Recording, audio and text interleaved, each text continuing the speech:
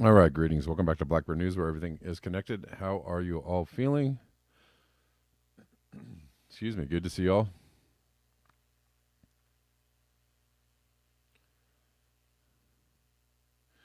And thanks for joining me every day on these internets. We're live on YouTube, Rockfin, and on Callin. What's up, Rockfinners? How you doing?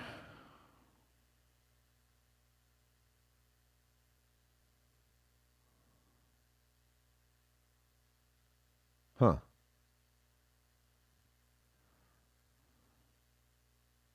Denver, you do provide the interesting links. Thank you.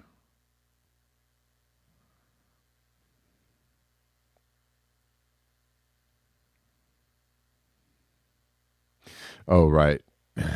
Yeah.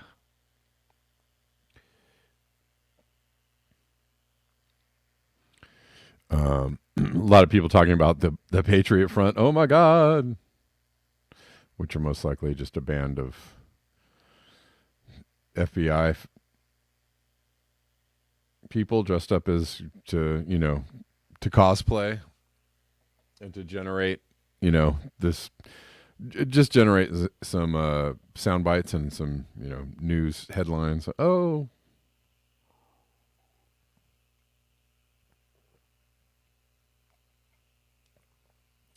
Biden admin launches initiative to train public how to spot radical conservatives and fight domestic terrorism. Right.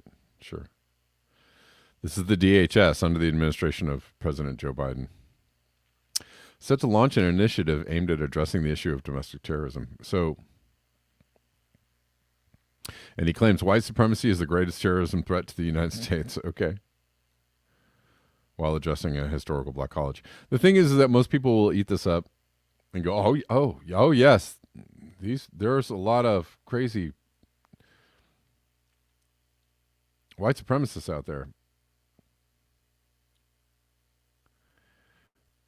Do not be mistaken. This is meant for you, right? You leftist, climate change aware, person who generally cares about, the other people. This is meant for you. This is not meant for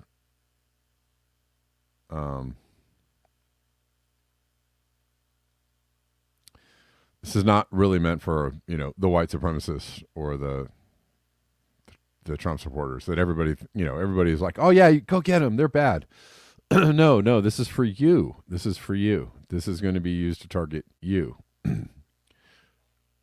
As soon as you have anything negative to say about what's going on with the government or the country or the Biden administration or whatever, or even climate change, even if you go out and protest, this will be used to get you.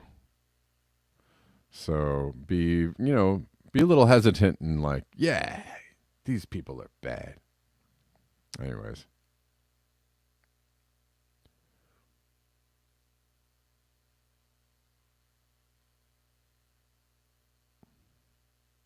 America First this week released online copies of documents obtained under the Freedom of Information Act from the. I'm just taking the story here that Denver sent me and running with it. Under the Freedom of Information Act from the Department of Homeland Security that reveals shocking internal documents from the Office of Targeted Violence and Terrorism Prevention. The America First report says these documents further reveal that the government is using taxpayer dollars to expand its capabilities to deem innocent people as extremist or domestic terrorists. Exactly. Well, I mean, if you think, it's funny because didn't they just arrest the people from the Uhuru movement, black socialists? They actually arrested and charged black socialists with being, Russian propagandists This is exactly what I'm talking about, right? You think you're like, yeah, this is great. You think it's to get the bad white supremacists, but it's actually equally goes to go get black socialists in the Hoover movement, or climate change protesters, or people that don't like pipelines. That's what it's about. So don't fall for the okey doke. Please don't support this stuff. It's comfy in Pasadena compared to British Columbia. 32C in Vancouver.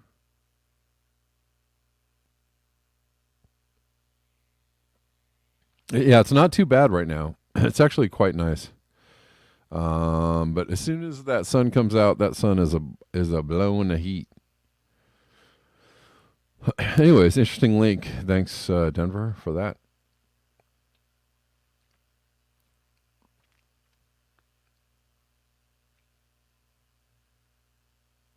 All right, we got a good amount of people come filing into Rockfin, and we got some people here on YouTube. Thanks for hanging out. Let's get into it.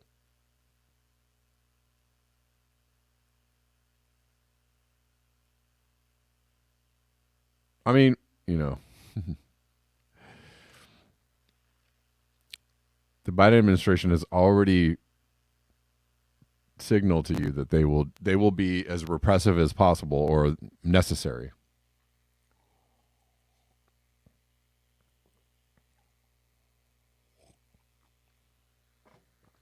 But as long as you think it's just the bad people that they're repressing or oppressing, then it'll be okay with you, right? All right. I was talking about this yesterday because we did a shorter show yesterday. Why we're sleepwalking into the age of extinction is from Umar Haq. The signs are dire. Another summer of catastrophe awaits. So what are we doing? Not much. Hold on.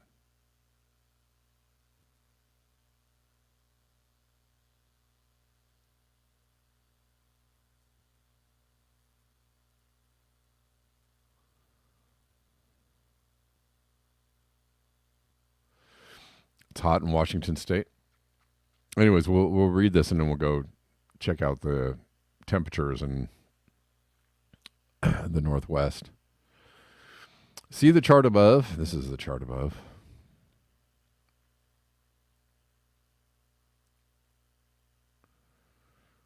It's ocean temperatures soaring off the charts. Meanwhile, in the north, boreal forests are on fire. Canada's Alberta is in flames. Those are both serious, severe indicators of climate change. Meanwhile, mega hurricanes are gathering across the globe. Crops are failing. Harvests down by double digits, leaving farmers in despair. How bad is this summer going to be? By now, anyone can see every summer is worse than the last one. In shocking, surreal, apocalyptic ways, we're getting used by now to megafires the size of regions, to heat waves that shatter records, to water and food shortages, but none of this is remotely normal. This is the decade that the mega-scale impacts of climate change arrived with a vengeance, and those can be summed up in one word: extinction. The age of extinction is here. Every summer is going to, already is, more biblical than the rest. Until what? Until there's little left that's recognizable of our civilization. As the temperature heats up, economies stagnate. As economies stagnate, polities destabilize. As social bonds rupture, people plunging into anxiety, despair, rage as a consequence of declining living standards. They turn to demagogues. I don't agree with Umar on this kind of nonsense here, because Biden is just as bad, if not worse, than Trump. So I'm not interested in boogeymanning people when you can't even really recognize the actual boogeyman that's doing the deeds. As well as I'm not saying Trump is great. I'm just saying Biden is as right wing and fascist as Trump is. I don't know how many times I can say this, but because he says words like equity and white supremacy. You're like, oh yeah, this guy gets it. DeSantis, how long is the list now? Trump, DeSantis, Putin, Modi, the entire British government. Well, it's the entire U.S. government, by the way, too. By the way, Erdogan, Duterte, Poilievre. I don't know who that is. The Sweden Democrats, founded by an SS member. That's interesting. Well, I'm right. He's he's not leaving out the faux Democrats right out there. The list is so long, I have to stop there. He didn't actually go on to include like Ukrainian Nazis or other things like that. The list is so long, I have to stop there. Though I could keep going for another paragraph. We are in a chain reaction of civilizational collapse, and it's taken me just a couple of sentences to describe its literal causal chain to you. Economic stagnation breeds social destabilization, leads to political fanaticism. Bang. Game over. The entire world is falling into this trap now. Once, maybe even societies like Canada and Europe might have thought they were immune, but by now we can see transparently that they aren't. And as the world falls into this trap, you've heard by now of tipping points in the climate, right? Let's take the boreal forest as an example. They burn and accelerate warming even further because now there's little left to protect the permafrost, the land, the ecosystems. Forests store carbon, and boreal forests are some of the planet's largest stores of carbon. If they die back, the storage system doesn't exist anymore. Bang, more carbon in the skies, more warming, tipping point. But there's another kind of tipping point, not an ecological one, but a socioeconomic one. I've described it to you above, the chain reaction of social collapse of democracies imploding into various shades of authoritarianism, fascism, theocracy, dysfunction. How about fascism disguised as liberalism? How about the World Economic Forum? How about, you know anything about that, Umar?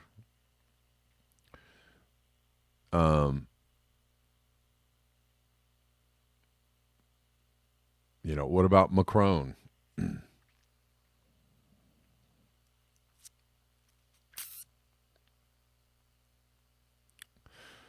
Think of Trump's plans for it. The GOPs think of a far right wings party. They don't have any plans. They have a polar opposite of plans. All right, blah, blah, blah.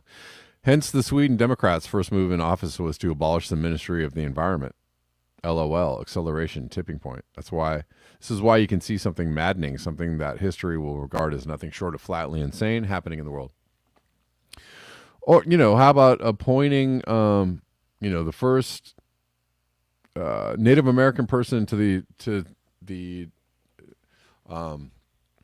Department of Interior, right? Was just supposed to be about protecting the environment and, approving all kinds of oil drilling, gas drilling, right? That's just another, disguising, again,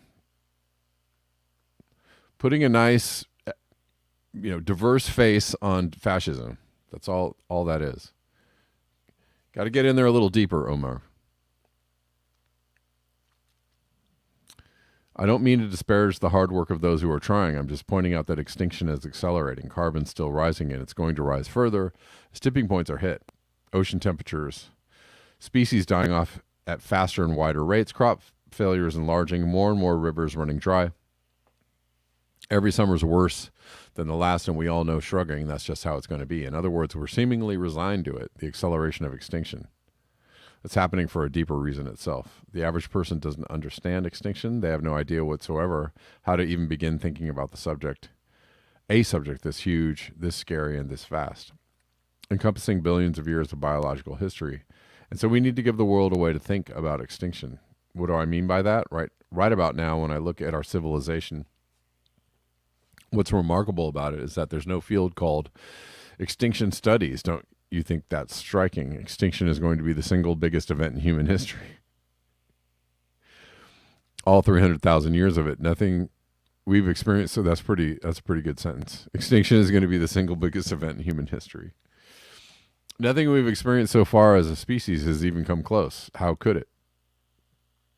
This is the 6th of 5 previous mass extinctions, or 7. In all of deep time, we are playing with biological, geological, ecological transformations that haven't happened in the entire time the human species has existed. You'd think a civilization confronting all that would desperately start a field called extinction studies, and we need one. We need it right now. What should the point of it be? There's a number that everybody knows. Because our power figures tell us to be obsessed with it. Growth.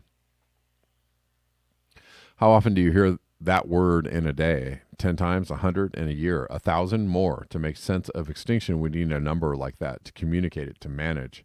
And I don't like that word at all, but let's just go with it for now. To reckon with it, grapple with it, understand it, be able to talk about it, to share some kind of common understanding as at a socio-political level.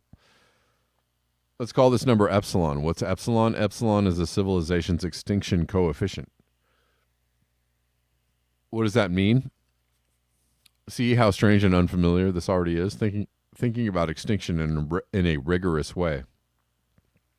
Trying to really see it. That's my point, and that's why we need an epsilon. Let's say epsilon is how ruinous an extinction event is going to be for a civilization. Even that's hard to grasp. So let's discuss it a bit. First thing we could say about epsilon is something like this. It should probably have the following sort of property, just as a rough guide, not the final word. An epsilon of 1 means it takes a civilization a decade to recover from an extinction event. 2, a century. 3, a millennium. In other words, epsilon should have a scale because we are dealing with changes that vast, dangerous, and serious. And like decibels or the Richter scale, that's the only way really to put them into perspective accurately. But that barely begins to answer the substance of what epsilon is. Epsilon is a lot of things. Think of growth. What is it? It's an equation. Y, that's growth, equals consumption, plus investment plus net exports. That's it. That's all it is. But that's a lot of things. It's all the stuff we consume, all households, all the investments we make as governments, as business, all the trade we deal in. Epsilon's like that, but only bigger. Epsilon is kind of all the bad stuff happening out there in the world. One facet of epsilon is economic. How long is extinction going to cause growth to go negative? Real growth for you, remember, is already negative, as in your real income shrinking, and it has been for years. In that context, the answer is already something like half a century or maybe more. Another facet of epsilon is ecological. Of course, how many species are dying off? How many ecosystems are being lost? How long does it take to the planet to recover to any vague measure of equilibrium after this extinction event? Because, of course, our economies depend on having a planet in ecological equilibrium.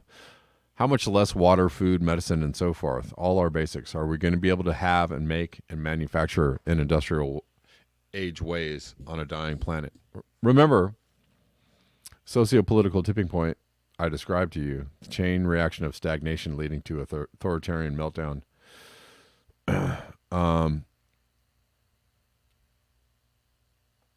Another facet of epsilon is politics. How badly is democracy doing? How long is this wave of democratic decline, maybe even collapse, going to last? It's already been a decade, 3, 5, a century, more than that. We don't know. We don't have to know, but we do have to think and make our best guess, which is exactly what science and models and research are for.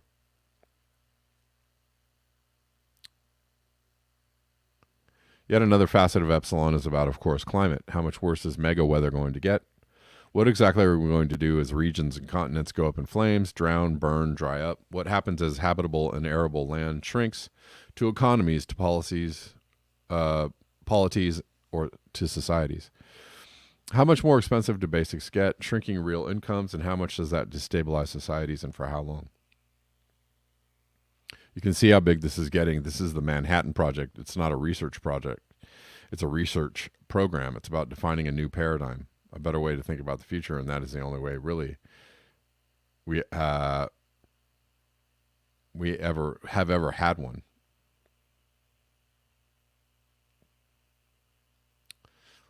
You know, I'm not going to read any more of this. That's about all I have to say, or all I want to read of this. I mean, you know, I'm not going to give any more space to somebody who's, you know, I mean, it's fine. We all know what's happening.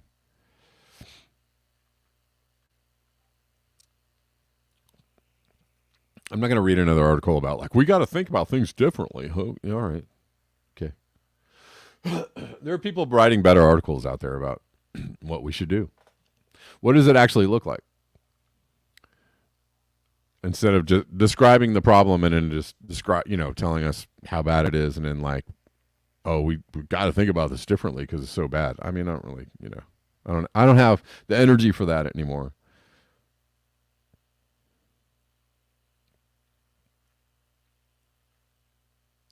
I really don't.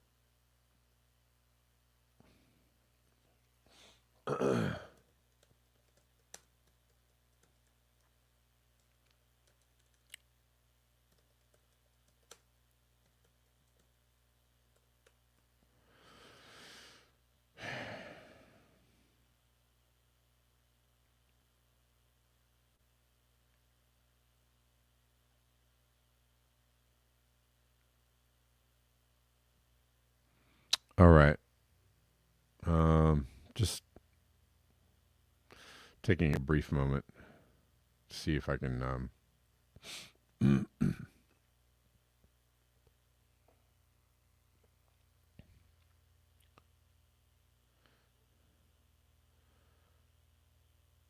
No.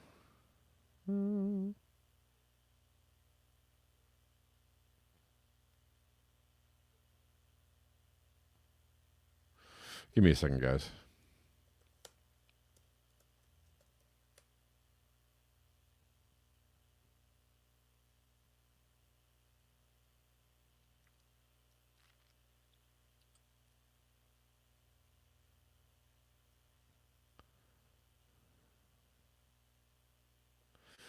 All right.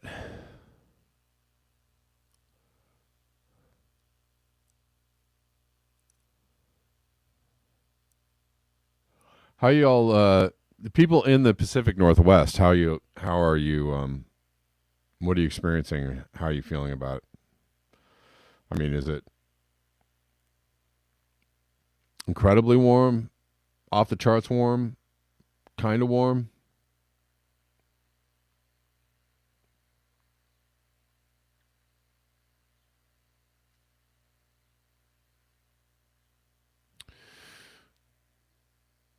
All right, we got a good number of people hanging out on Rockfin. Thanks for hanging out on Rockfin, y'all.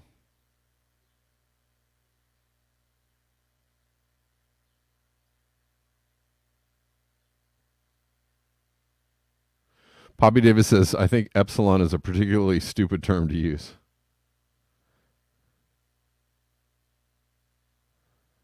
Um, yeah, I didn't find that article, you know.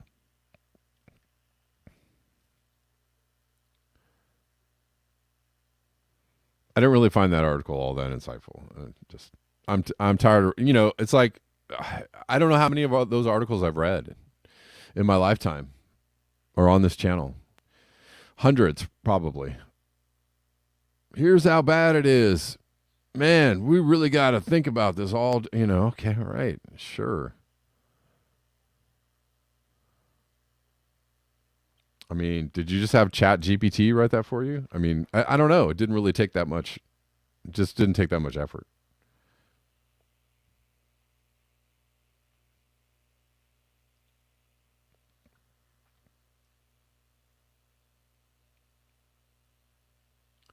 Going South says we hit 0.5 C in the El Nino 3.4 region last week. We are officially in it. Creative Experiment says feels like California.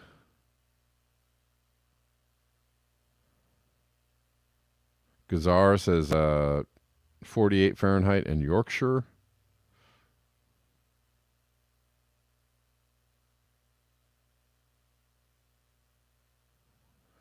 Creative Experiment says sounded like any TED talk in the past. I mean, yeah. You're kind of wasting people's time with that kind of stuff. Honestly, I'm sorry.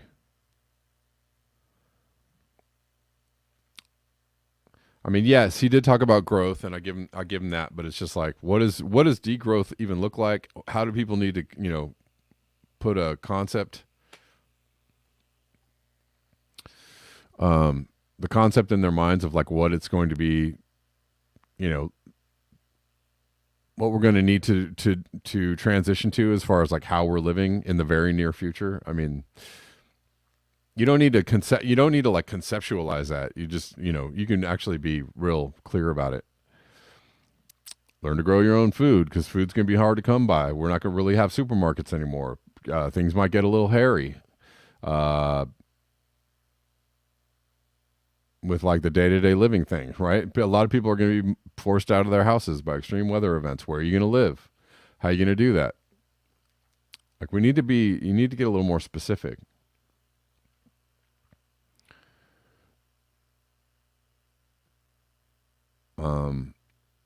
Yeah, I don't know. That's just me.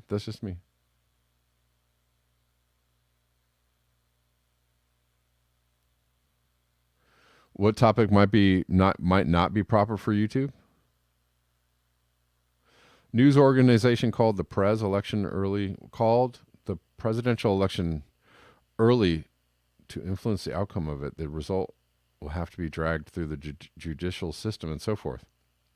Oh, you're talking about the episode of Succession. Oh, yeah.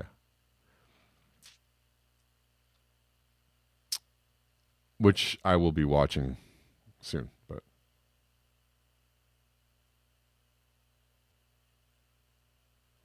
all right. Well, that was a lot of jawboning from me.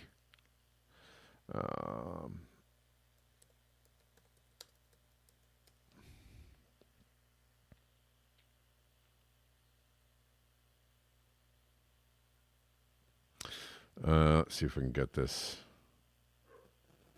No. Hold on. Extensive damage from Hurricane Mocha.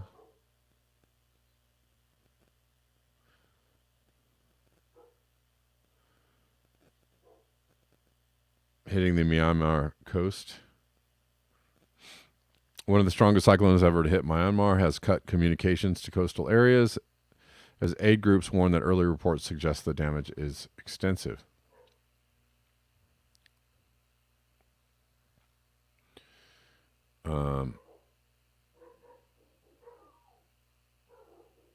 Ongoing wild weather in Rakhine and telecommunications interruptions mean it has not yet been possible to assess the full magnitude of the disaster, said the United Nations Office for the Coordination of Humanitarian Affairs, or OCHA. Or OCHA. But early reports suggest the damage is extensive and needs among already vulnerable communities, particularly displaced people, will be high.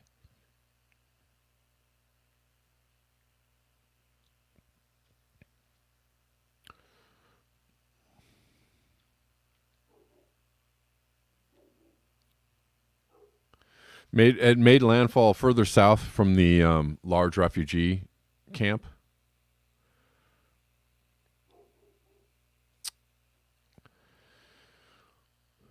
Anyways, that is happening as well. We're just waiting for an assessment of the damage or what's happening there. Not really seeing much more than it has landed. If anybody has anything more informative, kindly send it to me. Yes. All right, let's keep going. From Go Green, and I talked about this yesterday a little bit, but I wanted to cover it somewhat today. The ocean stood tall for over 3 billion years. Thanks to climate change and overfishing, world's oceans could be devoid of life within only 3 decades. So let's look at this. From Climate and Capitalism.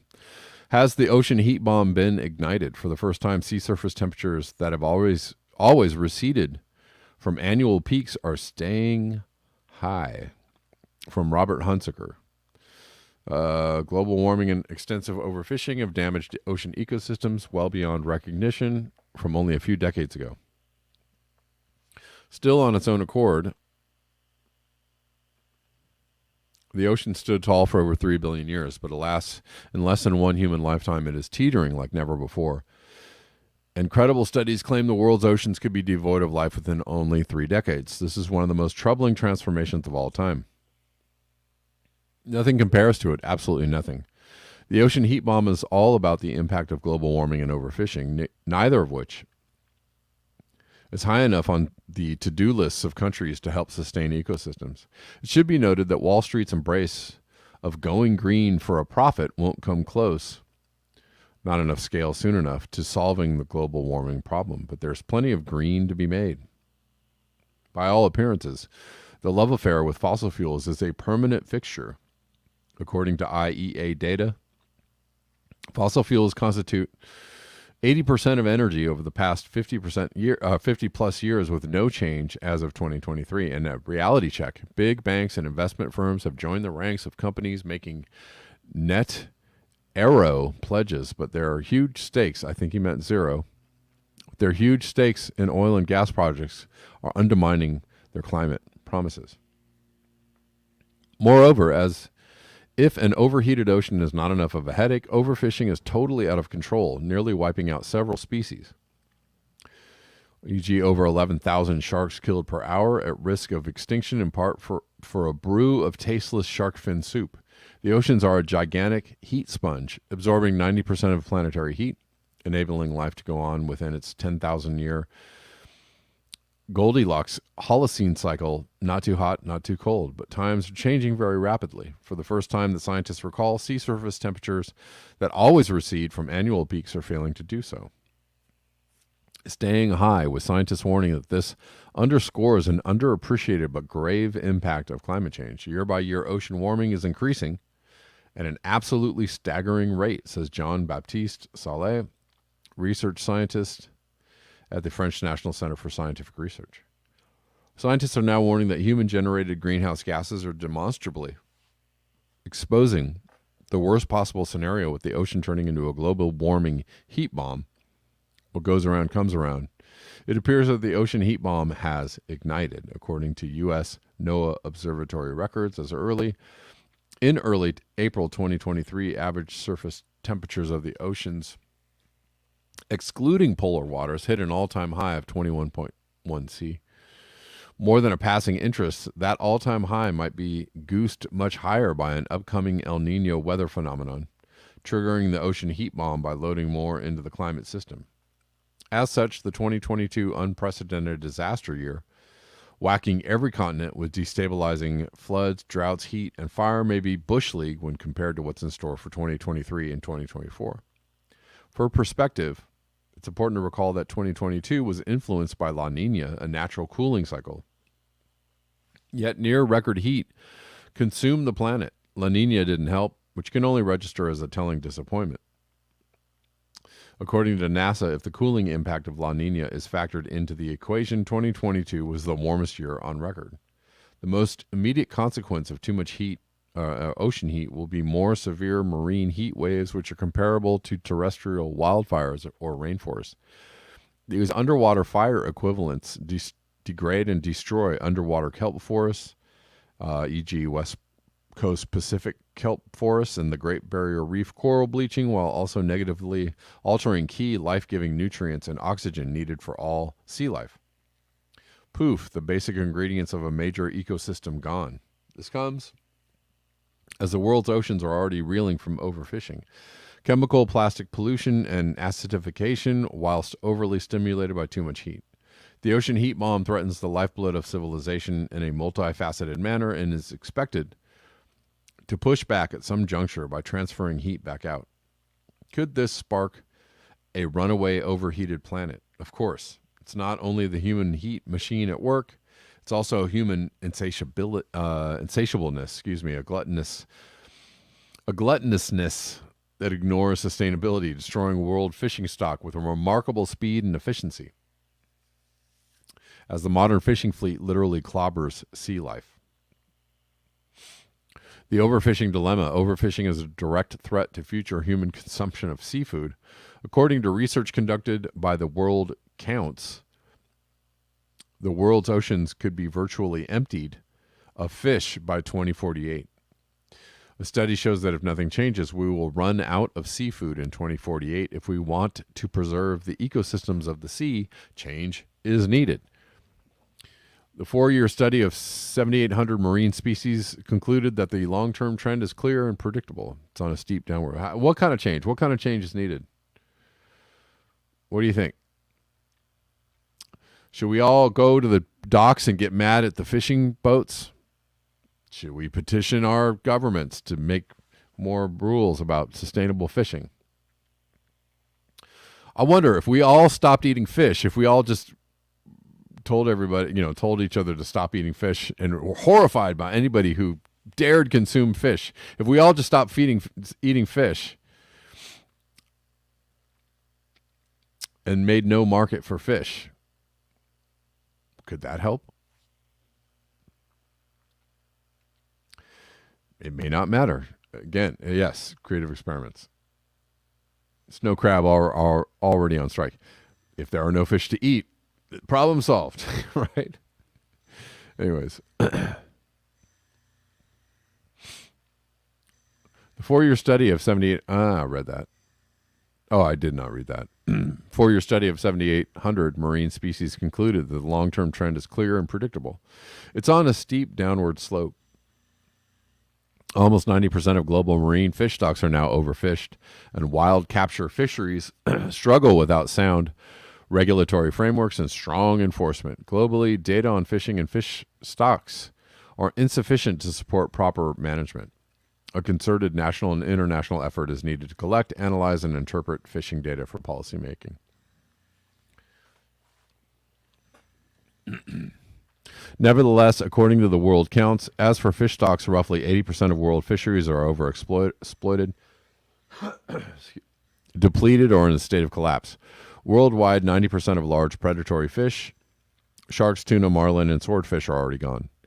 For example, according to the International Tuna Conservation Commission, the stock of Atlantic bluefin tuna has plummeted to 13% from its 1950 level.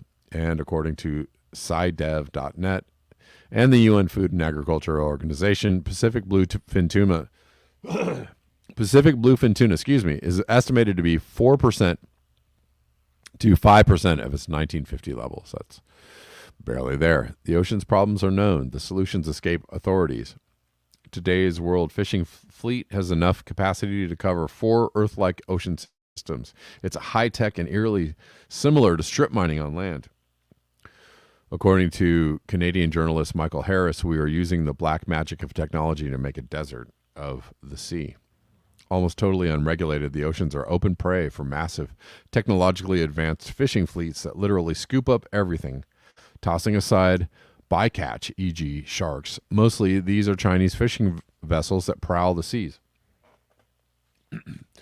The Overseas Development Institute claims China's distant water fishing fleet has 17,000 vessels. The United States distant water fleet numbers 300.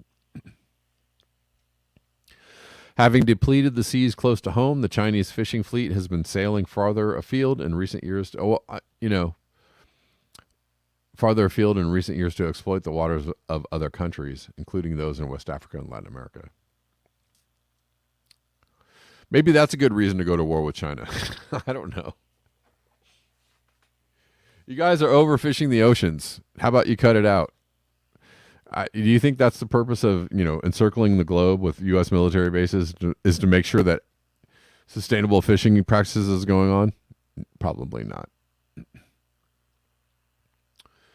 But if they were, I might actually support that, right?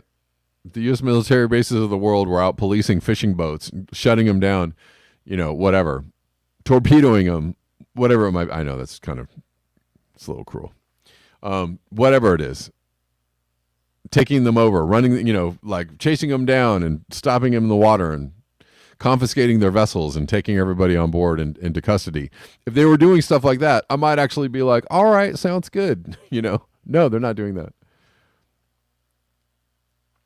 They're not doing that at all.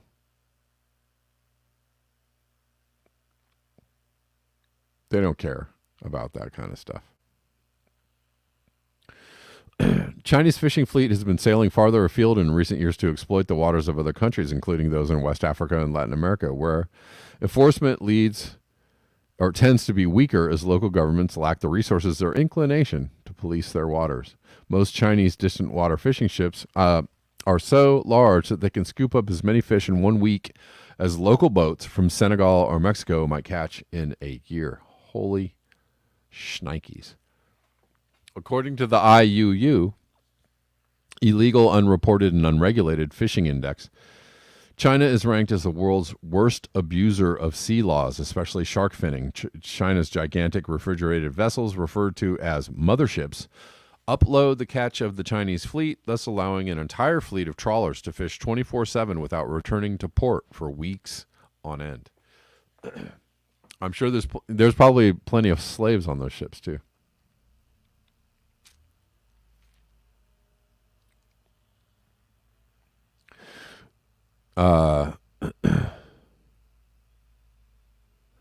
The ocean heat bomb fuse has been ignited. The question is whether it can be extinguished before it's too late. The most likely answer is no, it cannot be extinguished. Not because it is impossible, but rather because there is no coordinated worldwide plan to do so. After all, it's underwater where nobody sees. Statistics about the status of ocean fishing stock are suspect and subject to considerable conjecture and easily criticized.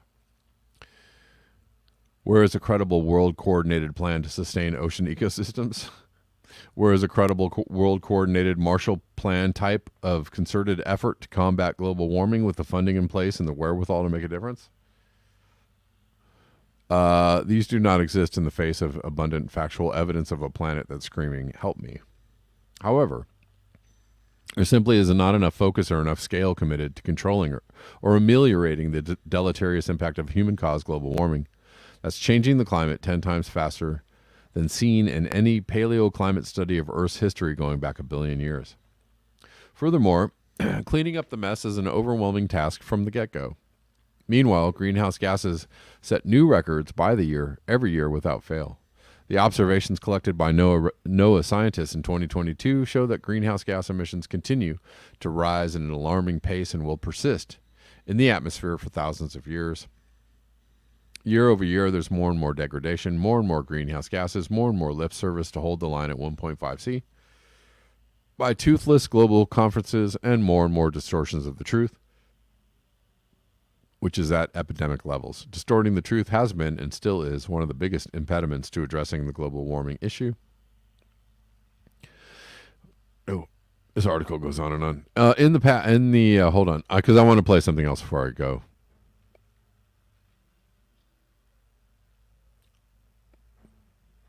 In the recent past, telltale evidence of a profound change in how society approaches existential issues reared its ugly head 4 days following Donald Trump's inauguration, which boldly and falsely claimed the largest audience to ever witness an inauguration. Immediately thereafter, sales of George Orwell's 1984 rocketed by 10,000%, making it a #1 bestseller overnight. People sensed a putrid rot lingering in the air, burning nostrils. 1984 remains the go-to source for people when truth is mutilated, language distorted, power is abused, and when we want to know how bad things can get. I don't know. See my comments on the first article I read. Just think how unfortunately coincidental it is that 1, Orwell, 2, global warming, 3, overfishing, and 4, Trump, the avatar of disinformation, intersect at the same moment in history. Jesus. Okay. Anyways. Yes, he is a liar. So is Biden. Please get it together, liberals. Jesus Christ. I'm starting to run out of patience for this bullshit, this libtard, like, blue anon bullshit. Trump is all the lies. No, dude. So is Kamala Harris. So is Joe Biden. So is Barack Obama. So is Bill Clinton. We're doing all the same things that all the Republicans. I mean, come on, man. Have some political acumen. Get it. Get your life together. Before you write articles. As a result, the world community doesn't seem to know which way to turn next. It's directionless, possibly paralyzed by the overwhelming scope of a very sticky climate problem that's starting to haunt existence. Additionally, most people don't live where climate change shows up first and thus find it difficult to accept the reality of the danger. For example, who lives on the Siberian permafrost or Antarctica or Greenland? Until only recently, daily life has not been impacted by the hidden reality of a fierce and rapidly changing climate system, far from urban life, which has only recently started encroaching upon all continents in 2022. Then, for the first time, the public finally saw and or felt the impact of global warming's influence as trucks delivered drinking water to more than 100 parched towns and villages in the world's most developed countries, France and Italy, and commercial barges sputtered in mud on commercial waterways on the Rhine, the Danube, the Po. How about the Yangtze? How about the Mississippi? Whilst flash floods in China leveled 9,000 homes and trapped subway riders with water up to their chins. These eye-popping events happened in 2022. None of it is normal. True that. Meanwhile, according to a recent interview with Noam Chomsky in Boston Review, the proto-fascist guide to destroying the world, a brutal class war has devastated much of the world and led to tremendous anger, resentment, contempt for institutions. The United States is leading the way in a kind of proto-fascism. Well, true. A primary target of proto-fascism is intelligentsia's handwriting over climate change. Hand-wringing, sorry. In recent years, right-wing populists have positioned themselves as Europe's staunchest defenders against immigration and threats to national sovereignty, against pandemic restrictions and the influence of global institutions, and against what they regard as national government's hysteria over climate change, which populists have described as degenerate fear-mongering at best and totalitarian at worst.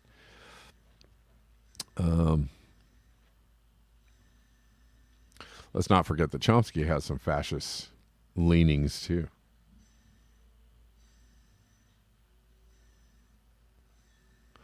All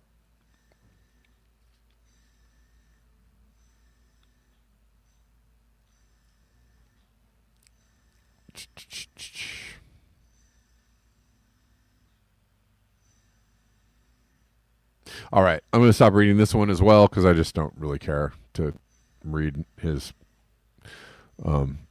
not very educated political ideas about what's going on the planet. I don't really care, and I'm not gonna repeat it.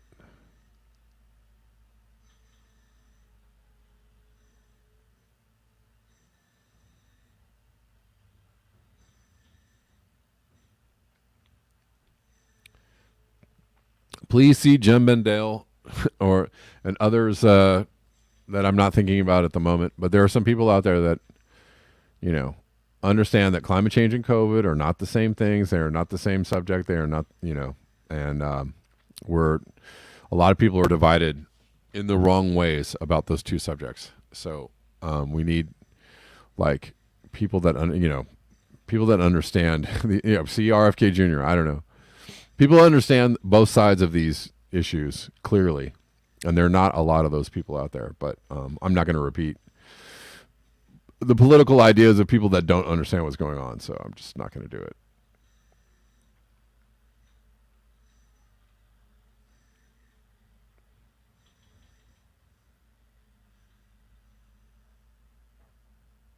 Yeah, Rich Dworsky. Chump thinks that separating children from parents at the border is a good thing. So does Biden, dude.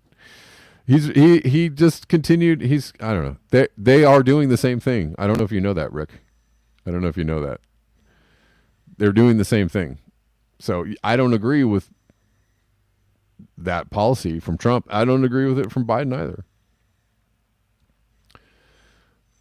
They're going to continue Trump's policies on deporting people back into, dangerous situations. It's just they're not any different. I'm sorry. Sorry to disagree with you, but they are not any different. You gotta check it out. You gotta read up on this stuff. All right. Okay. Obama and Hillary put Honduran kids in cages. Exactly. Obama deported more people than Trump. Rick Dworsky. Obama deported more people than Trump. Okay. It's true. Look it up. Look it up, man. It's fucking true. Obama deported more people than Trump in his years in office. He was called the deporter in chief. They don't care. You think that they care more, and they don't. That is a sleight of hand. That's a 3-card Monty. That's they got you. They got you, man. That doesn't mean that I think that what Trump is doing is great. That doesn't mean go vote for Trump. That doesn't mean no. It's totally true. I'm not going to listen to people. Biden isn't breaking families. Okay.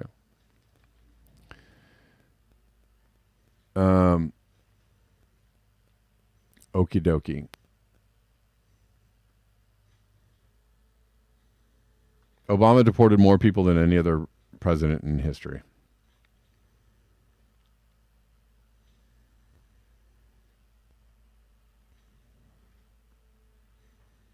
Exactly.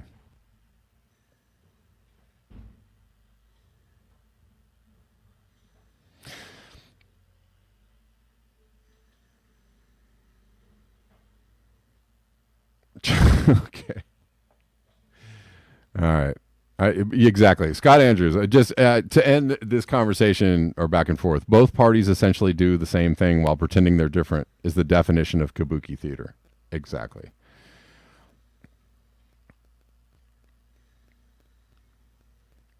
Exactly. Well, let me see. Hold on.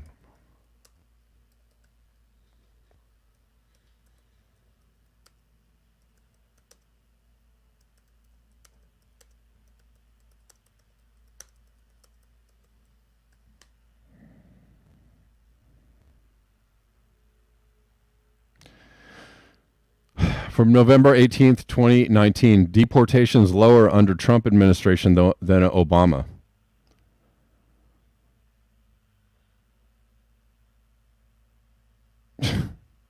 Here.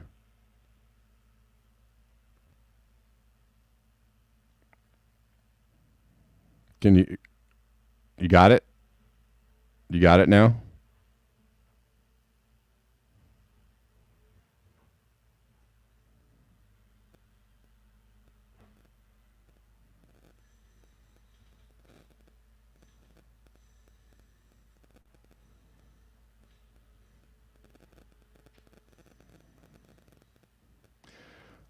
And somebody said Obama had 4 more years. Barack Obama deported more people in his first term than Trump. That's what the number is. He deported more people in his first term than Trump. In the first 4 years, he deported more people than Trump. These are numbers, okay?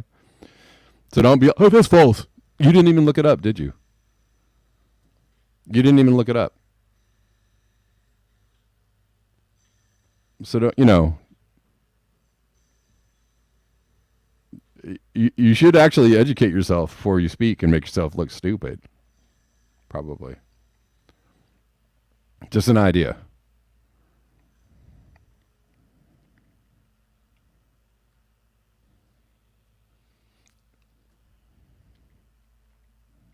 More people were apprehended at the border under Trump. Well, there you go. But more people were deported under Obama. Does it matter? Does it matter where they're deported from?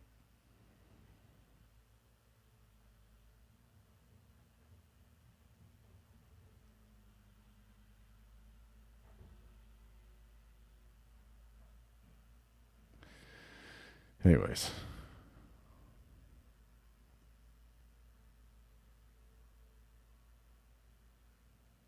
I mean,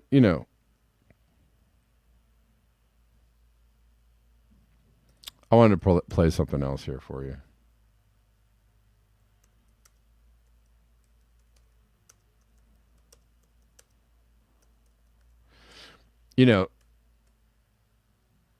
I think Obama evicted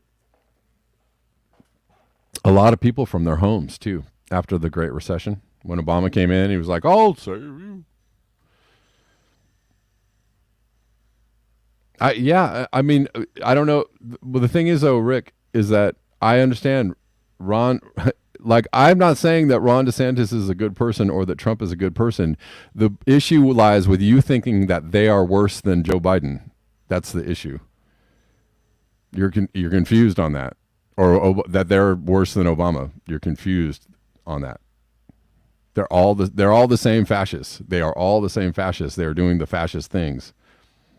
So you got to see that first before you can get to a point where we can do you know something to change it, right? But it doesn't matter because in all the confusion, we'll just go. Trump will get reelected, and we'll be everybody. Oh my God, we're going back. And then the next person, the next Democrat, will come in. Oh, he saved us from Trump, and they'll be worse than Biden. And they'll which war are they going to get us into next? Democrats. Let me see. Under Obama, it was like Syria, Yemen, Libya, right? It's continued Afghanistan all the way through. I think we're in a new war now, which is, everybody thinks it's super cool, right? Because it's, your guy's president, so this war is super cool. This is the really good war. This is the one we like, right?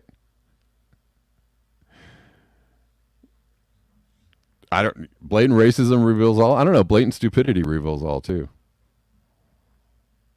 I mean, I don't know what to tell you. I mean, does blatant racism reveal all, Rick Dworsky, or does concealed racism reveal all? Biden passed the crime bill. Biden, made it so that you can't get out of college. Biden was, not was against desegregation, right? He was friends with a segregationist, a very famous.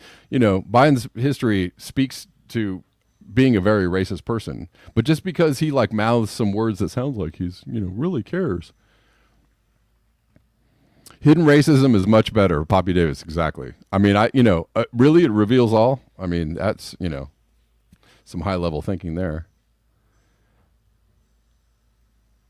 I think most people would actually appreciate blatant racism because then they could see it coming, rather than somebody saying "Hey, I really like you, you're cool," and then they gank you in the back. That's the best kind of racism, I think.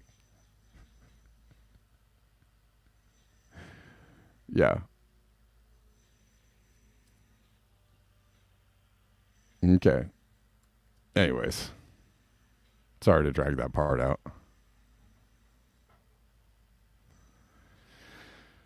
Yeah.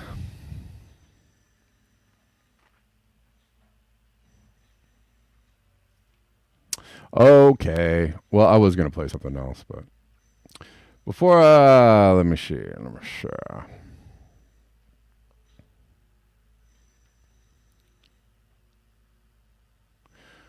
Well worth a listen as Dr. Reese shows us the big picture of what we were facing. I'm going to play a couple minutes of this. It's long. It's like 7 minutes. I'm not going to play the whole thing, but it's, this is another conversation with Nate Hagens,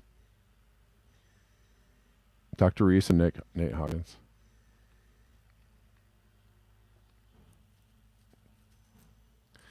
Against woke is racist? Oh.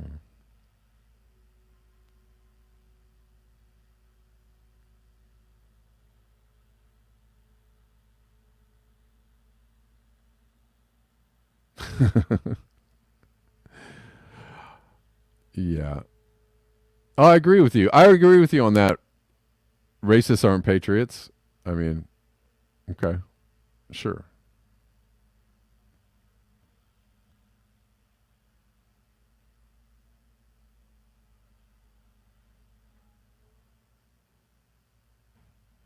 All right. I believe that human beings and our cognitive capacities have become obsolete in the world in which we live. So if you think about the evolution of humans, we grew up in relatively simple circumstances.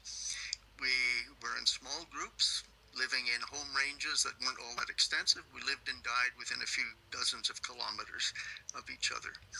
So there was no real, I suppose, pressures on the human mind to think beyond simple cause-effect relationships.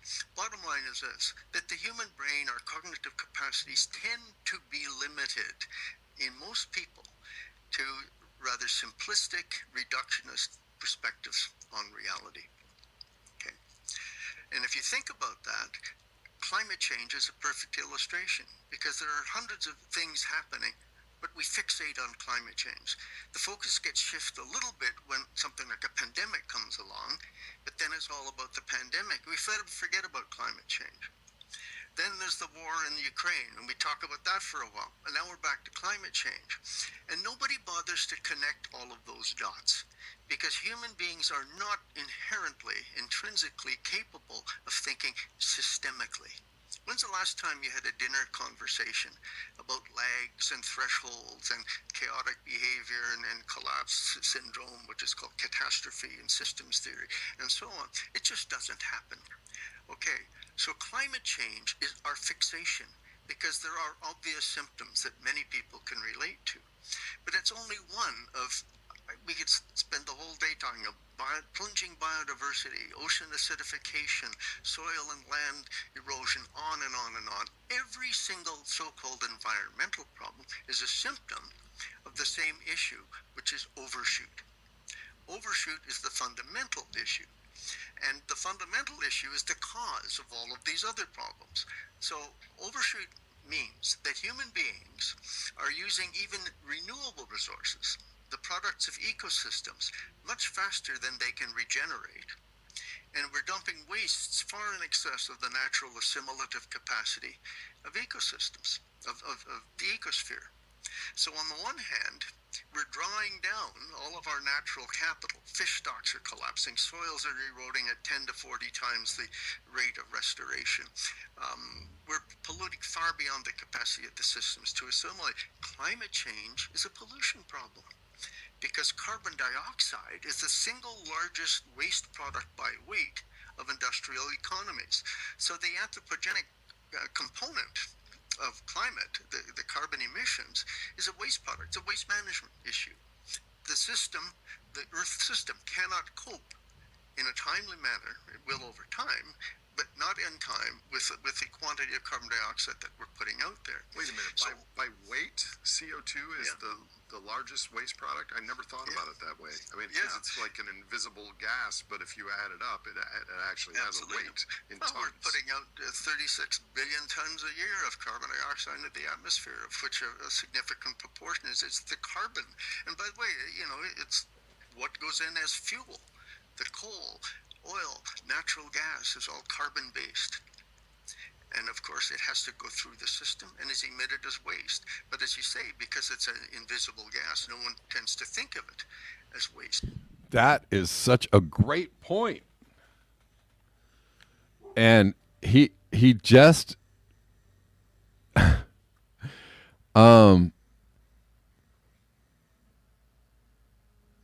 he just actually spoke to, when I say, people try to divide pollution from climate change. No, it is pollution.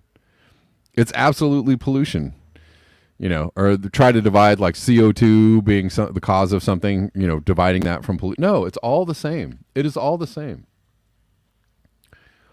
It is all the same, right? And the pollution causes the degradation of the environment, whether the pollution is microplastics or CO2 or methane or nitrous oxide or fertilizer runoff or, PFAS or endocrine disruptors. It's all the same. It is all the same. Climate change is pollution. Pollution is climate change.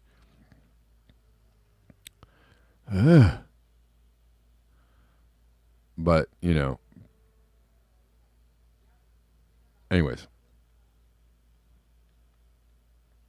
I'm a green white right winger. Yeah.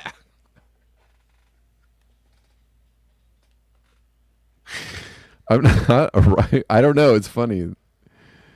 It's funny because, anyways, that's funny. That was funny. You guys want to hear more of this? By the way, you get the counter argument from people who don't look systematic dogmatically at this. Well, carbon dioxide is essential for life on Earth. Green plants need it for photosynthesis, so it's a good thing that this carbon is in the atmosphere and so on and so forth. But again, you have to put this in total context. So overshoot is the problem. Human beings are destroying the biophysical basis of their own existence. We are literally consuming that which we need to maintain the system, even at a reasonable size, and it's not at a reasonable size any longer. How do you define overshoot, and how does that relate to carrying capacity? Well, overshoot means you've exceeded your carrying capacity.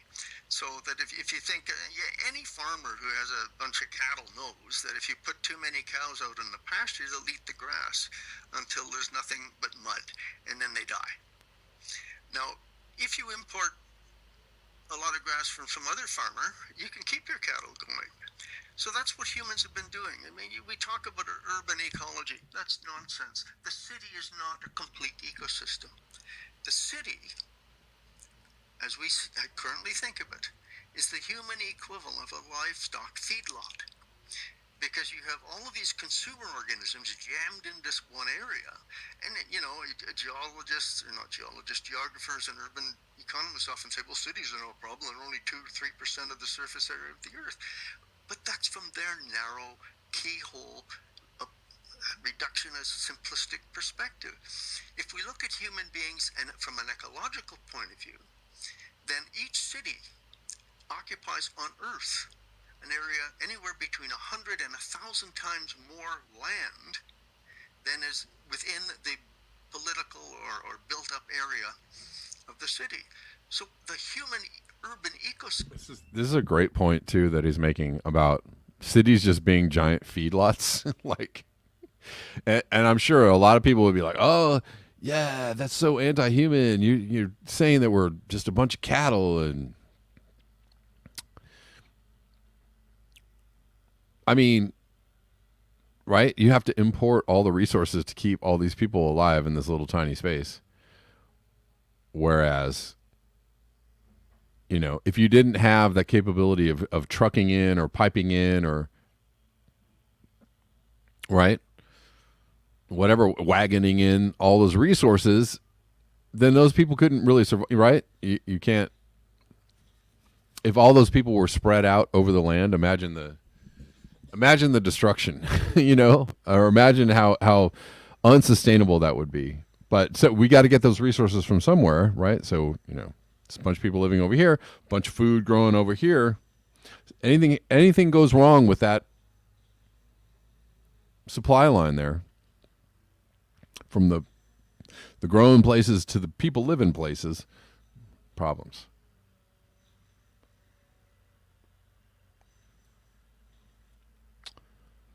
Yeah.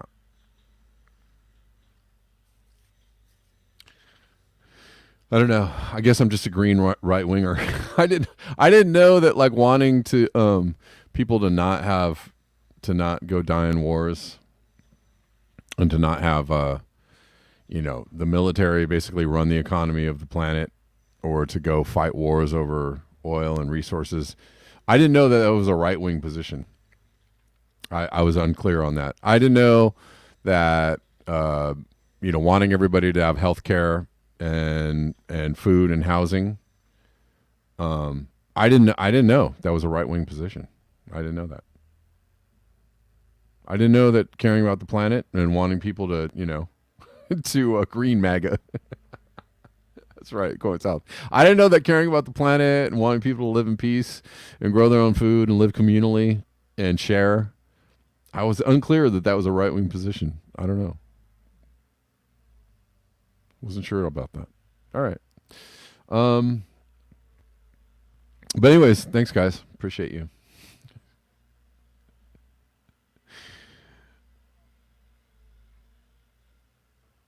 Okay.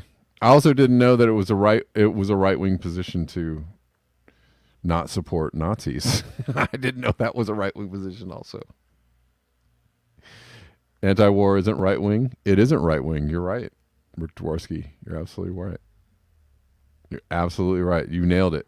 All right, guys. That does it for me. Thank you. Oh, I forgot to let you know the best ways to support the show. BuyMeCoffee.com/BlackBearNews. Cash App is my address is there on the screen. Venmo at Kevin Sandblum. These are really great direct ways to support the channel. I appreciate you. Super chats greatly appreciated. Rockfin tips also greatly appreciated. Sorry, I was going to say what's up and laters to the Rockfin people before we go.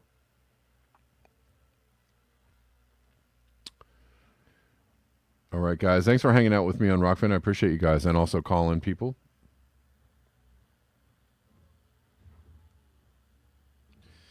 And I will see you guys, all you guys. I'll see you tomorrow. Exactly. Denver Attaway. Joe Biden is a neocon that calls himself a Democrat. He has always been not a rhino. What's the opposite of a rhino? A dino. All right. Always been. Always will be a right-wing Democrat. That's Joe Biden. Okay.